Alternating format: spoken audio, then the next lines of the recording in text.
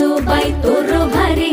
दिसते भारी गणपतीची स्वारी अन आला धादिस मामाच्या घरी मालवण चिपळूण सावंतवाडी